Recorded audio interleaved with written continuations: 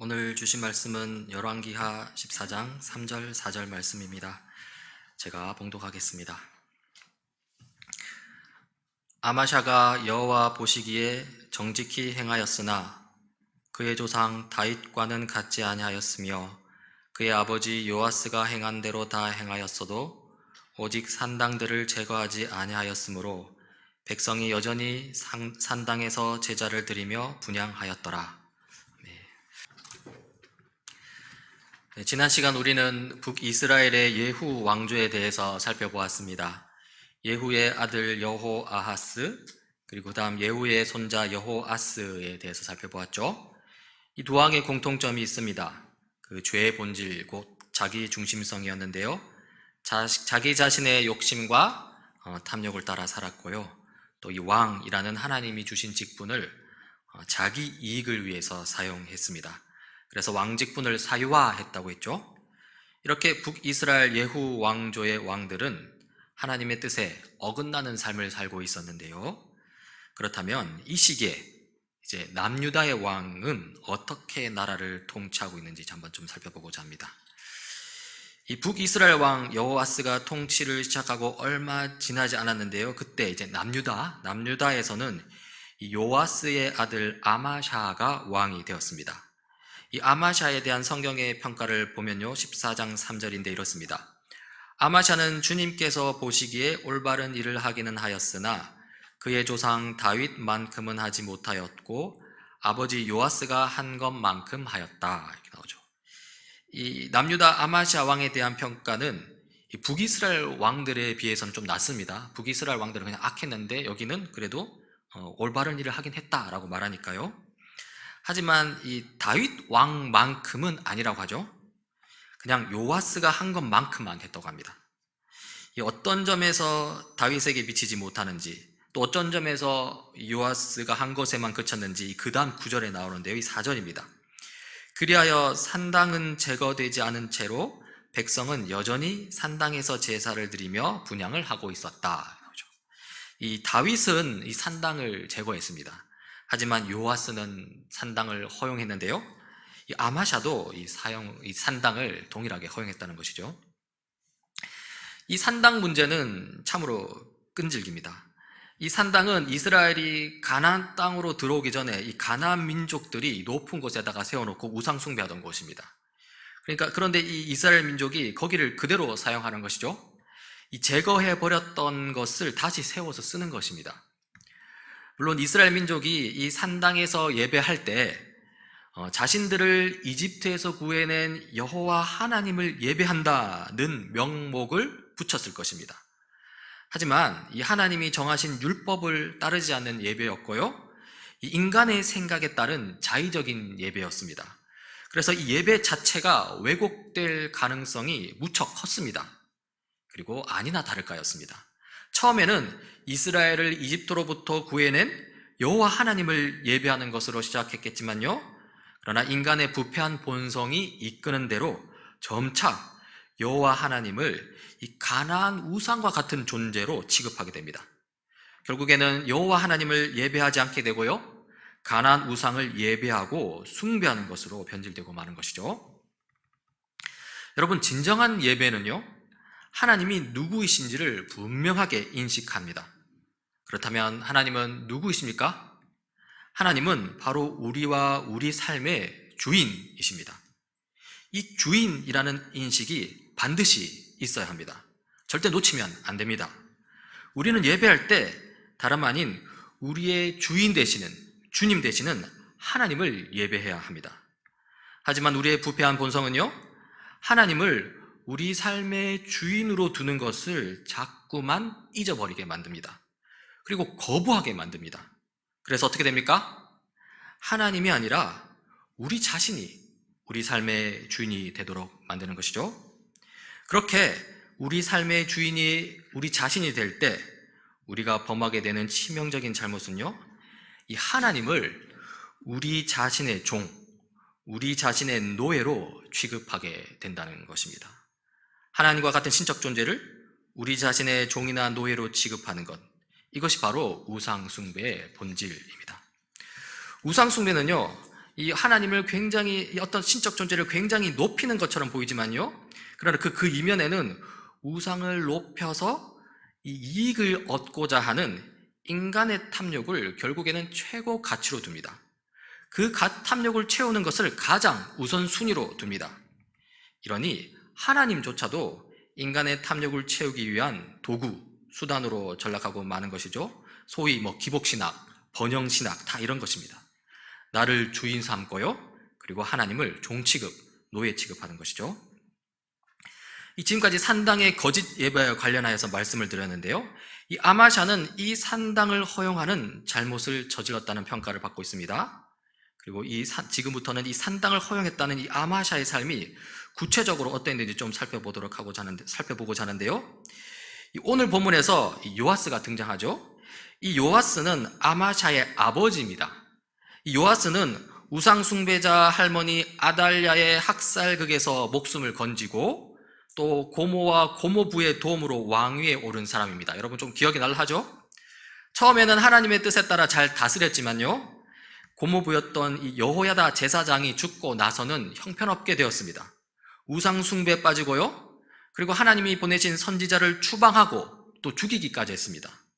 그 중에 요아스가 죽인 선지자는요, 요아스 자신을 살린 고모부의 아들이었습니다. 자기 생명의 은인, 그 은인의 아들을 죽인 것이죠. 결국 이 일로 요아스는 역풍을 맞게 되는데요. 요아스의 악한 행동에 불만을 품은 신하들이 있었고 그 신하들에게 암살당하고 만 것입니다. 비참한 죽음입니다. 그리고 이 요아스의 아들이 바로 오늘 우리가 살펴보고자 하는 아마샤입니다. 아마샤는 왕이 된 후에 자기 아버지 요아스를 암살한 신하들을 처형하는데요. 성경은 이렇게 기록합니다. 아마샤는 왕권을 확고하게 장악한 다음에 그는 부왕을 살해한 신하들을 처형하였다.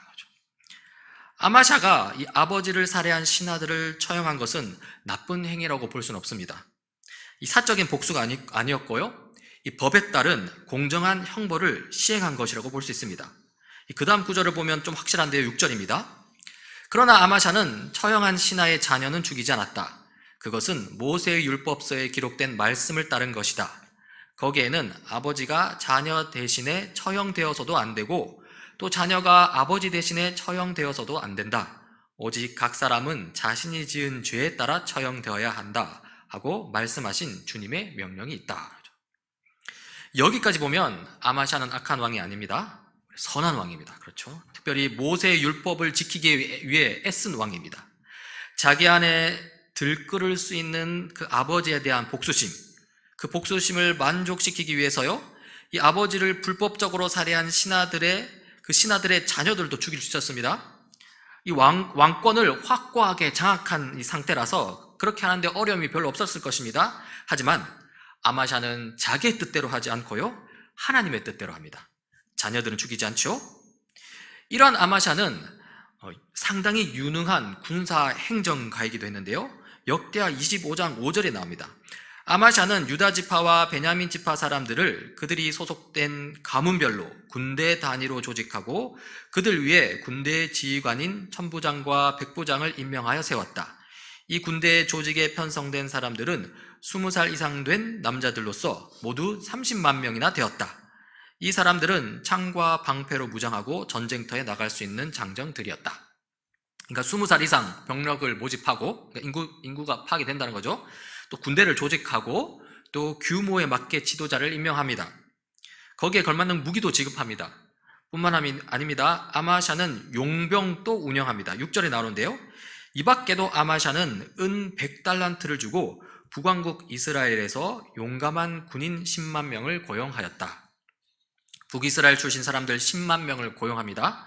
이들을 고용하기 위해서 은 100달란트를 사용합니다. 큰 병력이고 상당한 금액입니다. 이렇게 아마샤가 유능한 군대 행정가로서 군대 조직을 잘 운영하는 것, 그리고 나라를 부강하게 이끄는 것은 나쁘지 않습니다. 하지만요, 이 북이스라엘에서 돈을 주고 용병을 고용하는 것은 그러나 하나님의 뜻은 아니었습니다. 이 어느 날 하나님의 사람이 아마샤를 찾아오는데요, 다음과 같이 말하면서 하나님의 뜻을 전합니다. 그러나 어떤 하나님의 사람이 아마샤에게 가서 말하였다. 임금님께서는 이스라엘 군대를 데리고 가지 마십시오. 주님께서는 북왕국 이스라엘 곧 에브라임 자손과 함께 계시지 않으십니다. 그런데도 임금님께서 북이스라엘 군대를 데리고 출동하시거든 힘써 싸워 보십시오.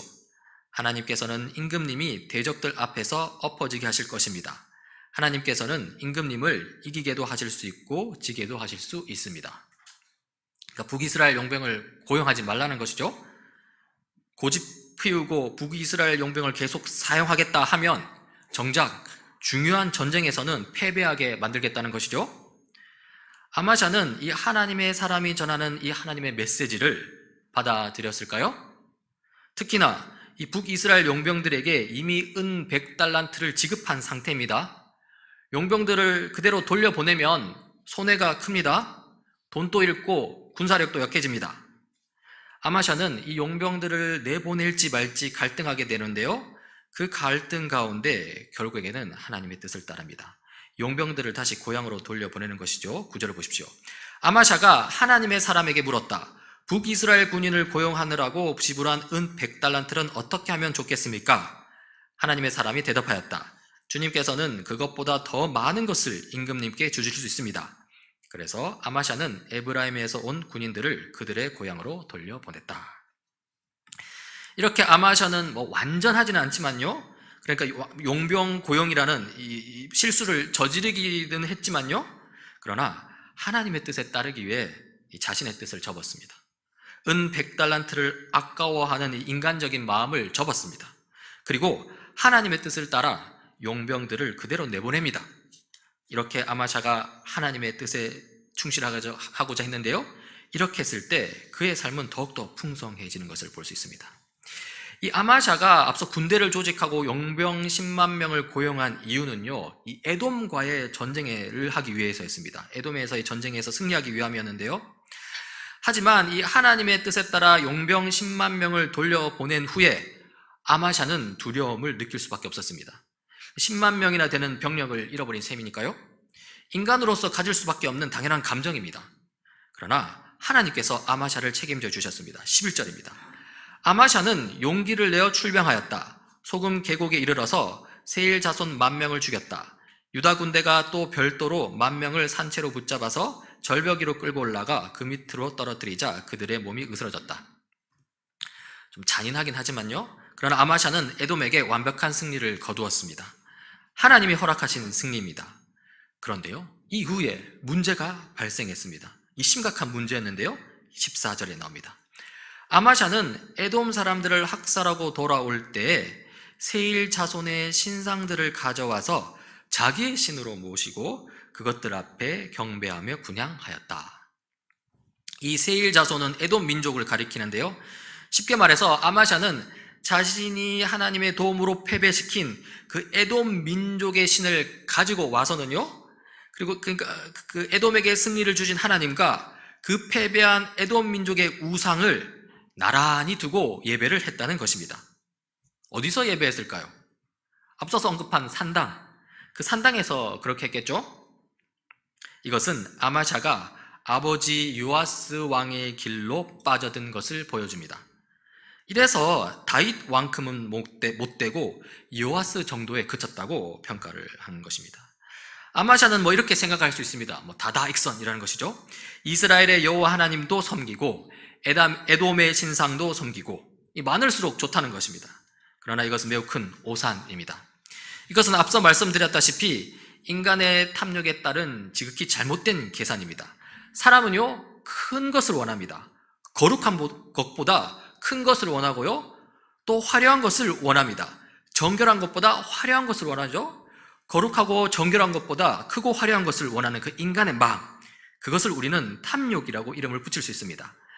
아마샤는 하나님의 도움 가운데 승리를 거두자마자 곧바로 이 탐욕이라는 우상 숭배에 빠졌습니다. 그래서 이스라엘의 여호와 하나님만이 아니라 에돔의 신상도 섬기겠다는 것이죠. 많을수록 좋다는 것입니다. 그래서 산당도 세우고 그 산당에다가 에돔 신상도 갖다 놓고 이것저것 다 해보는 것입니다. 하지만요, 이 상황을 여호와 하나님의 입장에서 한번 생각해 보십시오. 사람이 깎아 만든 신상을 내 옆에 나란히 둔다? 이 하나님 입장에서는 매우 모욕적입니다. 사람이 깎아 만든 조잡한 물건과 동일시 되는 것이니까요. 오히려 하나님의 더 큰 분노를 살 수 있습니다. 실제로 하나님은 진노하셨고요. 또 그냥 지나치지 않으십니다. 아마샤에게 분명히 경고합니다. 15절입니다. 이 일로 주님께서 아마샤에게 크게 진노하셔서 예언자 한 사람을 보내시니 그가 가서 아마샤에게 말하였다. 이 신들은 자기들을 섬기는 그 백성들을 임금님의 손에서 건져내지도 못하였는데 임금님께서는 이 신들에게 비신이 어찌 된 일입니까? 그렇죠? 패배한 민족의 신상을 가지고 와서 그 신상을 섬기겠다는 이 아마샤의 행동은 이치에 맞지 않는 행동이라는 것입니다. 하지만 아마샤는 탐욕에 눈이 멀었고요. 선지자의 경고를 듣지 못합니다. 16절입니다. 예언자가 이렇게 말머리를 꺼냈는데 왕이 그의 말을 가로막으면서 우리가 언제 너를 왕의 고문으로 추대하였느냐? 맞아 죽지 않으려거든 그쳐라 하고 호통을 쳤다. 그러자 예언자는 이렇게 말하고 그쳤다. 임금님께서 나의 충고를 받지 않고 이렇게 하시는 것을 보니 하나님께서 임금님을 망하게 하시기로 결심하셨다는 것을 이제 알 것 같습니다. 선지자의 경고를 듣지 않았죠? 결국 스스로 파멸을 초래하게 됩니다. 일이 어떻게 정리되는지 보자면요. 17절입니다. 유다왕 아마샤가 참모들과 함께 북이스라엘에 대항할 모의를 하고 예후의 손자요 여호아하스의 아들인 이스라엘의 여호아스 왕에게 전령을 보내어서 서로 직접 만나 힘을 겨루어 보자고 제안하였다. 지금 북이스라엘과 힘을 겨루어 보자고 하지요. 아마샤는 남쪽의 에돔 침공 이후에 자신감을 얻었고요. 그 자신감을 가지고 이제 북쪽 이스라엘을 공격하겠다는 것입니다. 이런 아마샤의 생각과 행동은요, 두 가지 면에서 잘못되었습니다. 먼저 공격 대상이 잘못되었습니다. 남쪽 에돔을 공격하여서 정복하는 것은 하나님의 뜻이었습니다. 하나님께서 아마샤에게 용기를 주셨고 또 승리하게 해주셨습니다. 하지만 북쪽에 있는 북이스라엘은 아닙니다. 북이스라엘은 공격 대상이 아니라요, 함께 해야 할 형제 나라입니다. 이스라엘 12지파 중에 무려 10지파가 북이스라엘에 포함되어 있습니다. 싸워서는 안 되는 것이지요. 하지만 아마샤는 지금 북이스라엘을 공격하고자 합니다. 그렇다면 왜 아마샤는 이 잘못된 공격 대상을 설정하는 이 실수를 저질렀을까요? 여기에 아마샤의 잘못된 동기가 있습니다. 아마샤는 남유다의 왕입니다. 남유다의 왕으로서 사명이 있습니다. 그 사명이 무엇입니까? 바로 이스라엘을 하나님 나라로 이끄는 것입니다. 남유다의 통치자로서 남유다를 하나님 나라에 합당한 나라로 이끌어야 하고요. 그러면서 나머지 저 10지파의 나라, 이 북이스라엘 나라를 설득하거나 독려하거나 해서 이스라엘 전체를 하나님 나라로 이끌어야 하는 것이죠. 그래야 전체 이스라엘 나라로 하여금 하나님의 거룩한 빛을 이방 나라 곧 온 세계에 비춰야 한다는 것입니다. 그런데 느닷없이 지금 북이스라엘을 공격하겠다고 하는 것입니다. 이것은 하나님 나라를 실현시키려는 거룩한 왕의 모습이 아닙니다. 그저 세상 나라와 다를 바 없는 폭력적인 세속왕의 모습입니다. 그러면 왜 이 지경이 되었을까요? 사실 아마샤의 처음 출발은 좋았습니다. 복수심에 불탈 수 있는 마음을 다스렸습니다. 사적인 감정에 빠지지 않고 공정함을 유지했습니다. 죄 지은 신하들, 당사자들만 처벌했습니다. 그들의 자식들은 죽이지 않았습니다. 뿐만 아니라 돈을 아까워하는 마음, 두려워하는 마음도 다스렸습니다. 돈보다 하나님을 더 우위에 두었고요. 두려운 마음을 무릅쓰고 하나님의 뜻에 따라 용병들을 다시 고향으로 되돌려 보냈습니다. 그리고는 에돔에서의 전쟁에서 승리를 얻을 수 있었죠. 그런데 지금은 왜 이 지경이 되었냐는 것입니다. 일이 이렇게 된 큰 전환점이 있습니다. 이미 살펴보았는데요. 에돔과의 전쟁에서 승리했다는 기쁨을 누리는 자리, 그 자리에서 그만 하나님의 뜻 가운데 꼭 붙들고 있어야 했던 그 마음을 놓쳐버린 것입니다. 그래서 어떻게 했냐면요, 에돔이 숭배하는 그 신상을 가져온 것이죠. 다시 말해서 남유다 안에 혼합주의 우상 숭배를 도입했다는 것입니다. 하나님도 섬기고 에돔 신상도 섬기고. 이 잘못된 공격 대상, 잘못된 동기, 이 두 가지 잘못 가운데 남유다 아마샤 왕은 이 북이스라엘과 전쟁을 결국 하게 되는데요. 이 전쟁 결과는 어떻게 되었을까요? 성경은 이렇게 기록합니다. 그러나 남유다 군대는 북이스라엘 군대에게 패하여 뿔뿔이 흩어져 자기들의 집으로 도망가고 말았다. 전쟁에 패하고 말았습니다. 그냥 패하기만 한 게 아닙니다. 남유다는 큰 피해를 입었는데요. 23절입니다. 북이스라엘의 여호아스 왕은 아마샤 왕을 사로잡아서 예루살렘으로 들어왔다. 그는 예루살렘 성벽을 상당 부분 허물어 버렸다. 그는 또 하나님의 성전 안에서 모든 금과 은과 그릇들을 약탈하고 왕궁의 보물 창고를 약탈하고 사람까지 볼모로 잡아서 사마리아로 돌아갔다. 완전한 패배입니다. 아마샤 왕 본인은 지금 붙잡혀서 예루살렘으로 질질 끌려오고요. 그러니까 전쟁 나갔다가 다시 예루살렘으로 오는데요. 승전가를 부르면서 오는 게 아니라 지금 잡혀서 오는 겁니다. 그리고 예루살렘 성벽은 상당 부분 파괴되고요. 성전 안에 있던 성전 기구, 또 왕궁 안에 있던 보물들은 약탈당하고요. 그리고 남유다 왕족 중 일부는 볼모로 나중에 잡혀가기까지 합니다. 이렇게 비참한 일을 당한 아마샤 왕은 그 이후로 15년을 더 살았는데요. 15년을 살면서도 결국 회개하지 못했습니다. 그러다가 결국 더욱더 비참한 결말을 맞는데요. 27절입니다. 아마샤가 주님을 따르다가 등지고 돌아선 뒤에 예루살렘에서 반란이 일어나자 아마샤는 라기스로 도망하였다. 그러나 반란을 일으킨 사람들은 라기스에까지 사람을 보내어 거기에서 그를 죽였다. 이 아마샤의 아버지 요아스 있지 않습니까? 그 요아스도 신하들에 의해 암살당했는데요. 이 아마샤도 유사한 일을 당했습니다. 반란이 일어났고요. 도망치다가 붙잡혀서 신하들에게 죽임을 당하고 만 것입니다. 지금까지 우리는 아마샤 왕의 삶을 살펴보았습니다. 그리고 이 삶에 대해서 한번 다시 평가해 보고자 하는데요. 그것을 위해서 한번 오늘 봉독한 본문 열왕기하 24장 3절 4절인데요. 제가 다시 한번 읽어보겠습니다. 아마샤는 주님께서 보시기에 올바른 일을 하긴 하였으나 그의 조상 다윗만큼은 하지 못하였고 아버지 요아스가 한 것만큼 하였다. 그리하여 산당은 제거되지 않은 채로 백성은 여전히 산당에서 제사를 드리며 분향을 하고 있었다. 여러분 보다시피 아마샤 왕은요 다윗의 길을 걷지 못했습니다. 그리고 요아스의 길을 걸었습니다. 요아스처럼 시작은 좋았지만요 요아스처럼 과정은 그렇지 못했습니다.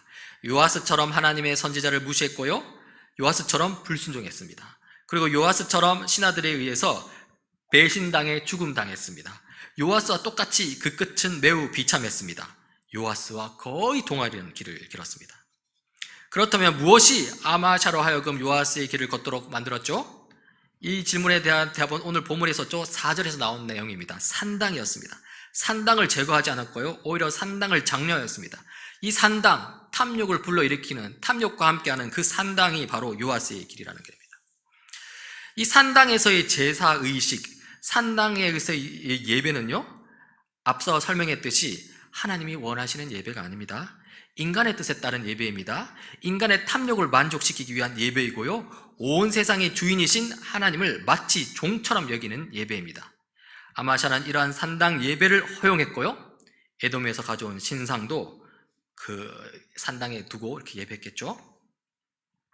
이것이 아마샤 인생의 큰 전환점이었습니다. 산당과 그 신상, 잘못된 전환점이었죠. 그리고 그 이후에 아마샤는 내리막길을 걸었습니다. 요아스처럼 끝이 비참해지는 그런 길을 걸었던 것입니다. 자, 그렇다면요 어떻게 해야 아마샤는 요아스의 길이 아닌 다윗의 길을 걸을 수 있을까요? 이 질문에 대한 답을 찾기 위해서는 결국 다윗의 삶, 다윗의 신앙을 살펴봐야 합니다. 그렇다면 다윗의 신앙의 가장 큰 특징은 무엇일까요? 여기서 완전 그 신앙의 특징을 성경 구절을 다 갖고 와서 하면은 시간이 부족할 텐데요. 그냥 제가 다윗에 관련된 성경 부분을 읽다 보면요 이런 구절이 많이 나옵니다. 다윗이 주님께 여쭈었다. 다윗이 다시 여쭈었다. 다윗이 다시 한번 여쭈었다. 이런 게 굉장히 많이 나옵니다. 여러분 이것이 바로 다윗 신앙의 특징입니다. 하나님께 여쭈어 본다는 것은요 하나님께 묻는다는 것입니다. 바로 하나님께 간구한다는 것입니다. 하나님을 찾는다는 것입니다. 이렇게 하나님을 찾고 구하는 것, 우리는 이것을 무엇이라고 합니까? 바로 기도라고 합니다. 다윗의 신앙의 특징은요 하나님께 기도하는 신앙이라는 것이죠. 그리고 또 하나 더 있습니다. 하나님께 여쭈어 본다는 것은요 곧 하나님의 대답을 듣겠다는 것입니다. 이 하나님의 대답을 듣겠다는 것은요 곧 하나님의 말씀을 듣겠다는 것입니다. 따라서 다윗 신앙의 특징은요, 하나님의 말씀을 읽고 묵상하는 신앙입니다. 여러분, 다윗이 쓴 시편 1편을 보십시오. 이렇습니다. 복 있는 사람은 오직 여호와의 율법을 즐거워하여 그의 율법을 주야로 묵상하는도다. 이게 바로 다윗의 고백이죠. 이렇게 다윗의 신앙은 하나님의 뜻을 묻고 하나님의 말씀을 들으면서 하나님의 뜻을 이 땅 가운데 이루어가고자 하는 신앙입니다. 그리고 이러한 신앙은 두 가지 요소를 또 가지고 있는데요. 하나는 하나님을 향한 것입니다. 방금 말했듯이 적극적으로 하나님의 뜻을 묻고 하나님의 뜻을 듣겠다는 것입니다. 그리하여서 하나님의 뜻이 이 땅 가운데 이루어지는 일에 동참하겠다는 것입니다. 그리고 다른 하나는 나를 향한 것인데요. 이것은 하나님의 뜻을 실현시키기 위해 나의 생각과 나의 뜻, 나의 욕심과 나의 탐욕을 제어한다는 것입니다. 기도와 말씀 가운데 그렇게 하겠다는 것이죠. 종합해 보자면요, 다윗의 신앙은 자기의 뜻을 관철시키는 신앙이 아닙니다. 하나님의 뜻을 이루기 위한 신앙입니다. 하나님의 뜻을 이루기 위해 나의 탐욕을 제어하는 신앙입니다. 그리고 이것이 바로 다윗의 길이고요, 이것이 바로 아마샤 왕이 걸어야 했던 길입니다. 이 아마샤의 삶은요, 우리에게도 교훈이 됩니다. 우리는 아마샤를 반면교사 삼아서 요아스의 길이 아닌 다윗의 길을 걸어야 합니다. 하나님을 찾고 구하는 길이죠.